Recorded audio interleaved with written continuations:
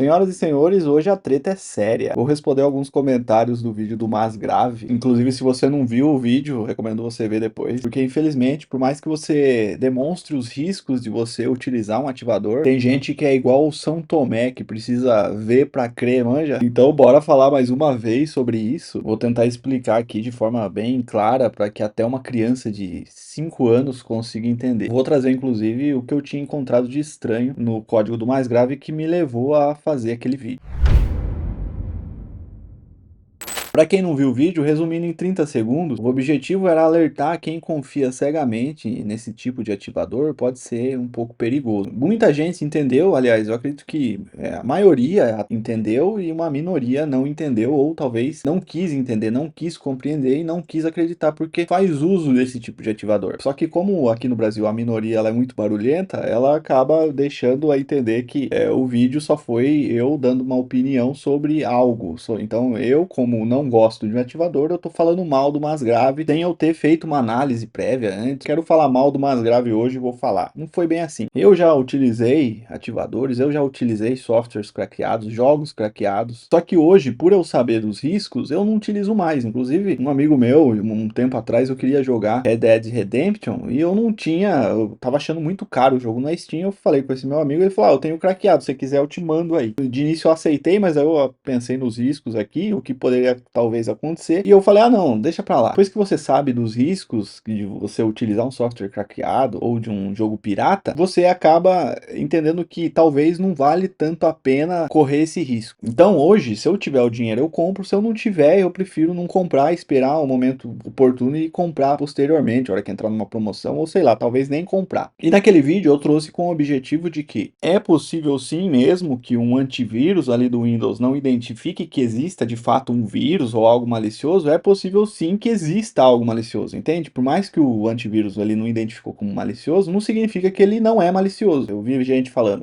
se tá no GitHub é seguro, é open source é seguro. Não é bem assim. Essa é uma das maiores ilusões que existe hoje em dia. Só porque o projeto ele tá no GitHub, não significa que ele foi auditado, revisado ou validado por algum especialista de segurança ou alguém que realmente tem um interesse ali em identificar a vulnerabilidade. Entenda o GitHub como uma biblioteca pública, vamos dizer assim. Qualquer pessoa pode criar, pode editar e pode subir o que quiser lá. Tem projeto excelente? Lógico que tem muita coisa boa lá. Só que não é por causa que tem muitas coisas boas lá que a gente vai acreditar cegamente em tudo e que também não existe nada malicioso. Lá, do mesmo jeito que tem coisas boas atualizadas, vai ter coisas ruins. Então vai ter códigos maliciosos, códigos abandonados, mal escritos, códigos com vulnerabilidade e muita coisa que ninguém sequer revisou, porque não, para que alguém ia revisar aquilo lá? E eu vou te falar que isso que eu tô te falando não é teoria, já existem casos aí reais de malwares no GitHub. Se você não sabe, dá uma pesquisada aí que você vai ver. E o exemplo mais conhecido é o Octopus Scanner, algo assim, que foi um malware injetado em repositórios Java. Quem é programador em Java, com certeza vai saber desse malware aí injetado. E esse malware, ele se escondia dentro de projetos legítimos lá, que ao ser baixado, ele infectava a máquina do programador e esse Trojan ele se espalhava automaticamente por todos os projetos lá, que é basicamente esse outro vídeo aqui que tem aqui no canal. Então não precisava da interação do programador. Uma vez que o programador baixava lá um projeto legítimo, ele infectava a máquina dele e automaticamente infectava os outros projetos que estavam hospedados lá, que estavam na máquina dele. Se você acha assim, mas com certeza foi descoberto em pouquíssimo tempo porque as pessoas revisou. Não, isso passou batido por um tempão, só foi descoberto quando um antivírus corporativo percebeu comportamentos suspeitos no repositório que teoricamente eram confiáveis, entende? Então, esse argumento de que tá sempre alguém revisando, não tem gente revisando. Então, o argumento que se tá no GitHub tá seguro é tão inocente quanto você falar que aquele carro que tá estacionado ali na esquina é confiável só porque tá parado ali. Não tem nada a ver, você não sabe se aquele carro tem um problema de motor, por exemplo, ou se existe uma bomba no porta-malas, ou se foi abandonado ali porque tá com um defeito e não consegue sair dali. Da mesma forma, só porque o código ele tá no GitHub, não dá pra gente dizer que ele foi revisado e que ele é seguro. Entende? Então é difícil. Aí o Mark veio e comentou. É muita linha pra analisar. A cena Juarez é a mais auditada, o restante do vídeo é bullshit. Ô Mark, você falar que a cena Juarez é a mais auditada, não é uma verdade, porque é auditada por quem? Muita gente idolatra essas questões, né? Porque é muito romantizado, e essa história de que é a mais auditada não é verdade. A maioria dos usuários, eles baixam um crack, um ativador, um script sem nem mesmo fazer o básico. Não vai analisar um comportamento, não usa um sandbox, muita gente nem sabe o que é um sandbox, não verifica conexões externas. E a realidade dessa cena Ares que você fala, a preocupação é se funciona e não se é seguro. Então não se iluda, tá hospedado no GitHub não significa nada, não é certificado de segurança. E a popularidade dessa cena Ares não é sinônimo de auditoria técnica. Segurança não é confiar em um senso comum, é verificar, analisar e validar. E falando essas três questões, vou abrir um parênteses aqui sobre a realidade técnica de um projeto como esse. Uma pessoa escrevendo mais de 16 mil linhas de um script em PowerShell, CMD, BAT, ainda mais de uma forma minimamente organizada, com funcionalidades, tratamentos de erro, lógica de ativação, bypass, seria uma tarefa muito demorada mesmo. Talvez eu não seja a melhor pessoa para falar isso, porque eu não sou programador, desenvolvedor. Então, deixo aí para quem é desenvolvedor, programador, a comentar sobre essa questão, porque pode ser que eu estou falando besteira aqui. Mas vamos fazer um cálculo básico. Falando da minha realidade de desenvolver o script lá que eu fiz, que deu mais ou menos umas 40 linhas. Eu demorei, em média, uns 50 minutos para escrever aqueles dois scripts. Só que quando a gente fala de script, não é só você sair escrevendo. Erros acontecem, vários outros fatores podem acontecer, inclusive. Eu dei muita sorte de ter escrito o script lá e não ter dado nenhum erro, mas foi pura sorte, foi pura coincidência. Então, com base nisso, vamos supor aí que um programador muito bom, focado em scripts aí, BAT, PowerShell, consiga aí escrever e testar em torno de 200 a 400 linhas de scripts limpo e funcional por um dia. Obviamente, isso depende muito da complexidade, mas entenda que não é tão simples um script como aquele lá que está disponível lá no Masgrave. Por quê? Além da escrita, ele tem que fazer testes, ele tem que corrigir bugs, ele tem que fazer melhorias de fluxos, talvez. Agora, 16 mil linhas dividido por 300 linhas por dia, isso iria dar mais ou menos, em média aí, sei lá, uns 50 dias. Ele todo dia focado nisso, escrevendo o ativador lá. Ou seja, ele demorou em média, sei lá, 2 meses, 2 meses e meio para só escrever aquele script. Trabalho lá full time, todo dia, sem férias, sem parar, sem fazer mais nada da vida. Isso a gente tá falando só de escrever, sem levar em consideração a atualização do script. Por exemplo, a Microsoft lançou uma nova versão de Windows, tem que atualizar ali o script. Pode acontecer de bugs aparecer. Adaptar aí o script para diferentes versões. Eu não sei se ele ativa várias versões com o mesmo script, mas tem o Windows 10, tem o Windows 11, tem, sei lá, o Windows Server, não sei se ativa, mas talvez ative. iPads de novas proteções da Microsoft, a Microsoft ela tenta eliminar esses ativadores para que ela não perca dinheiro de vender licença. Então, constantemente a Microsoft, eu entendo que está lançando novas proteções para parar ativadores como esse. Então ele tem que atualizar o script para se adaptar e fazer o bypass das novas versões aí de proteções. Então vamos falar que ele leva aí 2 a 3 meses aí, sendo muito otimista, a desenvolver um código desse. No meu entendimento, é impossível uma pessoa sozinha manter esse tipo de projeto, ainda mais com atualizações constantes. O que eu quero dizer com isso? É que esse é um trabalho em grupo, várias pessoas trabalhando para desenvolver um script como esse. Não é um projeto de bom samaritano que quer ajudar a comunidade, que destruir o capitalismo malvadão. Não é. E toda vez que tem um grupo envolvido, ainda mais anônimo, a pergunta que fica é: qual é a real intenção por trás? Será que é só boa vontade mesmo? Ou será que tem alguma coisa por trás que a gente não tá vendo? Esse tipo de pergunta é muito difícil de responder. Então, Mark, se você acredita, tudo bem, não tem problema. Mas eu trago aqui os motivos pelo qual eu não acredito e eu não utilizaria aqui no meu sistema operacional. Eu gostaria muito de que alguém viesse e me refutasse com argumentos fortes de que aquilo lá realmente é seguro, ou que eu poderia ficar tranquilo, ou até mesmo que me colocasse dúvida do que se realmente eu estaria certo. Mas vim aqui falar que ele é seguro porque ele é auditado pela Cena, sei lá o que, não sei lá da onde.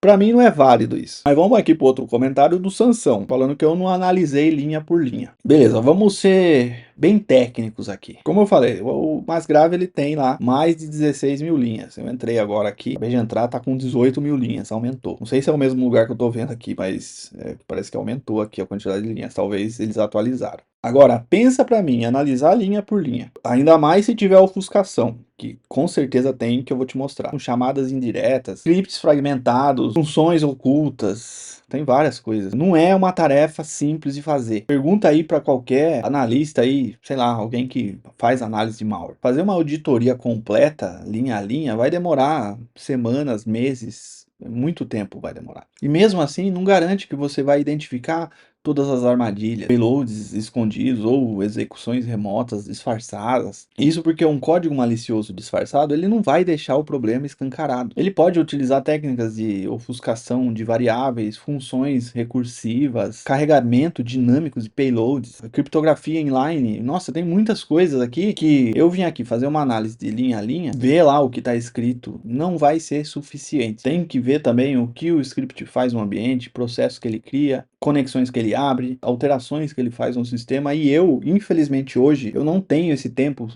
disponível para fazer esse tipo de análise. Bem que gostaria de ter esse tempo disponível, mas não tenho. Se eu tivesse, com certeza eu faria. Como eu já mostrei naquele vídeo, o maior perigo não está no código visível, tá no que o script faz por fora, conexões HTTP, APIs de terceiro, talvez abertura de backdoor, execuções silenciosas, coletas de dados do sistema. Segurança não é você chegar lá e ler linha a linha lá, como se fosse um rótulo de uma embalagem que você está lendo lá as informações nutricionais. Não é. Seria a mesma coisa que você ir lá e comprar um carro e você olha a pintura e não olha mais nada. Ah, se ele tá bom de pintura, vou comprar porque com certeza mecanicamente ele vai estar bem. Não é assim. E a mesma coisa que o Júlio falou que eu não provei que ele é um vírus, que ele usa o Masgrave e nunca teve problema. Essa é uma clássica falácia da segurança, né? A ilusão de que só porque algo ainda não deu problema é seguro. Mano, isso aqui é o clássico, né? Você fuma e diz assim: meu vô fumou a vida inteira e viveu até os 90 anos. Seu vô é a exceção da regra. O risco não funciona baseado na sorte individual. Funciona baseado em estatística e probabilidade de dano. A ausência de evidência não é evidência de ausência, entende? Só porque você ainda não percebeu um ataque, não significa que ele ainda não aconteceu. Também não é porque o antivírus do Windows, né, o Defender, não detectou como algo malicioso, significa que está tudo seguro. O próprio Windows Defender, ele existe porque a Microsoft é obrigada a ter lá um antivírus no sistema operacional dela. Não porque ela quer competir com soluções de segurança, de soluções de antivírus. Inclusive, uma das perguntas que mais me fazem aqui no canal é o antivírus que eu utilizo, né? Douglas, qual antivírus você usa? Eu uso o Kaspersky Premium Total Security. Na minha opinião, ele é o melhor antivírus custo-benefício. Além de ele oferecer a melhor proteção pelo custo-benefício, ele vem com algumas coisas a mais, como gerenciador de senhas, né? Tipo um cofre de senhas para você guardar suas senhas. Vem também com VPN e a possibilidade de instalar em até 10 dispositivos, seja ele no Windows, no Mac, no Android, no iOS, ou até mesmo compartilhar aí com o seu amigo. Isso aí eu não sei se pode compartilhar, mas tô dando a ideia aqui. Eu acredito que pode, tá? Você entra lá na sua My Kaspersky, tem lá a opção de você compartilhar. E eu compartilho aqui com a minha família inteira. Então, se você tá em dúvida aí entre qual antivírus utilizar, utiliza o Kaspersky e usa inclusive o meu cupom LockShield que você ganha 30% de desconto. Douglas, como que eu faço para utilizar? Você vai entrar no link aí, você vai aparecer essa tela aqui do Kaspersky Premium e vai ter aqui o cupom LockShield. Você copia esse cupom, você vai para o site. No site você tem aqui os planos de segurança completo para você e talvez para sua família aí. Igual eu falei, eu utilizo essa versão aqui do plano Premium. Por quê? Porque ela é melhor custo-benefício, igual eu falei aqui. Dá para você escolher também, né? Um dispositivo, 3 dispositivos, 5 dispositivos ou 10 dispositivos. Ou você coloca aqui um dispositivo 2 anos, 3 dispositivos para 2 anos. Qual antivírus que eu utilizo? Eu utilizo aqui o de 10 dispositivos, que já vem, você ganha 35% de desconto. Aí você vem aqui, ó, comprar agora, olha que beleza, R$ 177, né? Se você vem aqui e adiciona o meu cupom, olha o que acontece. De 177 fica R$ 142. Me fala se esse não é um puta desconto. Melhor do que isso, meu amigo, não existe. Então, utiliza aí, aproveita que tá em promoção, não sei quando você tá vendo esse vídeo. Aproveita aí, compra sua licença e você consegue aí adicionar tanto no seu Android, no seu iOS, enfim, em vários dispositivos seu aí, beleza? Para mim, essa é a melhor opção aqui que você vai encontrar de antivírus. E é o antivírus que eu acredito, inclusive. Inclusive, eu fiz o teste aqui com o Masgrave que refuta completamente aí os comentários aí de pessoas que falam que o antivírus não detecta. O Kaspersky, ele detecta sim o Masgrave como vírus e não deixa rodar esse script, beleza? Segurança não é confiar só porque até hoje não deu ruim. Segurança é mitigar risco antes que eles se materializem. Afinal, é melhor você ter um extintor pronto aí e nunca precisar usar do que você precisar dele e descobrir que você nunca teve um. E sobre o mais grave ser vírus, né, que você comentou, eu nunca disse que o mais grave é um vírus. O que eu disse e continuo dizendo é que confiar 100% em qualquer ativador, sem uma auditoria profunda, abre uma brecha de segurança gigantesca. O problema não é se o ativador ele está infectado ou não. O problema é o que ele pode sim fazer e o que ele pode ser alterado a qualquer momento. Seja por uma atualização maliciosa lá que o dono fez, exploração de vulnerabilidades dentro do próprio script, isso pode acontecer. Ativadores eles são alvos fáceis de ataque justamente porque eles circulam aí fora de canais oficiais. Os usuários eles baixam e executam aí de olhos fechados porque eles confiam, porque sempre funcionou. O objetivo final é ativar o Windows, não está se preocupado com outras coisas que poderia acontecer. E tem mais, um ataque bem feito, ele não vai aparecer de imediato. Um script ele pode sim ativar seu Windows hoje e deixar uma backdoor aberta para ser usada aí daqui a algumas semanas, daqui a alguns meses, sem levantar nenhum tipo de suspeita. Então o risco não é só agora. O risco vai ser contínuo enquanto o sistema estiver alterado, comprometido ou fora dos padrões de segurança. Então quem confia cegamente em executáveis de internet, cedo ou tarde vai pagar algum tipo de preço. Mas agora vamos falar aqui sobre o que eu encontrei de estranho no código aqui do mais grave. Ó, igual eu falei, quando eu entro aqui no mais grave, o que a gente tem? A gente tem alguns caminhos. Primeiro tem esse caminho aqui, ó, que ele fala para você copiar esse comando lá no PowerShell. Quando você entra aqui, primeira coisa que me chamou a atenção aqui quando você entra nesse script. Esse script ele faz uma verificação se existe algum antivírus de terceiro que não seja o Microsoft Defender. Se ele detectar que existe algum antivírus de terceiro instalado, ele exibe uma mensagem aqui de alerta, aparentemente, avisando que o antivírus de terceiro pode estar bloqueando o script. Basicamente isso. Então, quando você fala assim, o antivírus não detecta, é o Microsoft Defender que não está detectando. Porque se ele detectar, se ele entender aqui, varrer e buscar e entender que existe um outro antivírus além do Defender instalado no sistema operacional, ele não vai executar o script. Justamente porque o antivírus ele vai barrar. Que é o caso aqui do nosso Kaspersky, que ele detecta como algo malicioso. Aí, ele tem essa outra chamada aqui, que basicamente ele vai verificar, vai forçar, né, a utilizar o TLS 1.2, pelo que eu estou entendendo aqui, e ele tem uma certa redundância aqui, que ele verifica se esse servidor não estiver disponível, ele vai pulando aqui para outros servidores aqui. Muita gente fala assim, tá no Azure. O Azure aqui é só para ele buscar lá o script que está no servidor lá, do mais grave, tá vendo? Eles têm um repositório aqui, eu não sei exatamente o que é, ó, do Microsoft.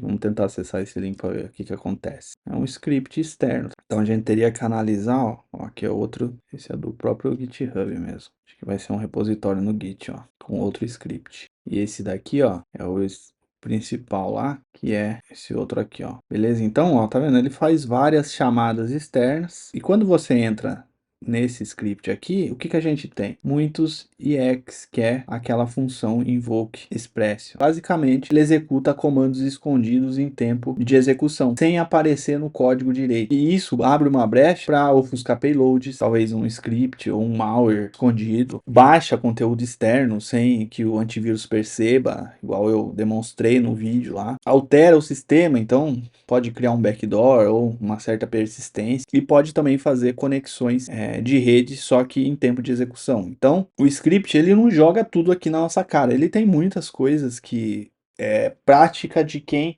quer esconder alguma coisa. E isso levanta um alerta, porque se ele fosse tão transparente assim, por que que ele usa tanta ofuscação? Douglas, mas alguém em algum momento iria avaliar esse código. Pode até ser, mas aqui uma pessoa não iria avaliar. Para mim, por exemplo, avaliar, teria que ter uma equipe aqui com pelo menos umas 3 pessoas me ajudando a avaliar, pessoas com conhecimento técnico também avançado, porque eu não sei de tudo. E mesmo assim, iria ser difícil, dependendo do nível de ofuscação, a gente identificar exatamente o que que esse ativador faz. Não dá pra gente chegar numa conclusão assim e falar, se não, esse ativador aqui é confiável.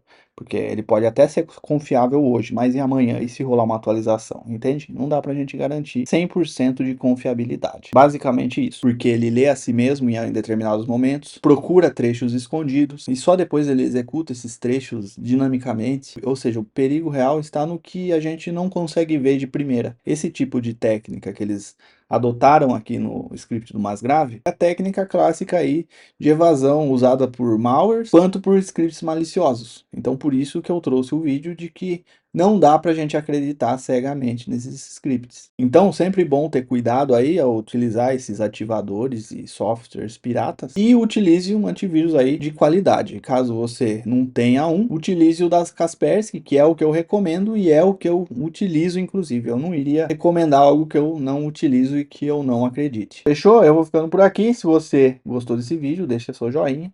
Se você não é inscrito ainda no canal, considere se inscrever aí para dar uma força também. Lembrando que tem um clube de membros, R$ 7,99, você se torna membro aí do melhor canal de cibersegurança do Brasil e do mundo. Beleza? Forte abraço e a gente se vê no próximo vídeo. Comenta aí, porque senão a minoria barulhenta vai vir aqui comentar nesse vídeo defendendo o Masgrave e eu vou ficar aqui como se eu fosse o crucificador do Masgrave. Não é. Quer utilizar? Utiliza, mas saiba dos riscos aí. Fechou? Um forte abraço e a gente se vê no próximo vídeo.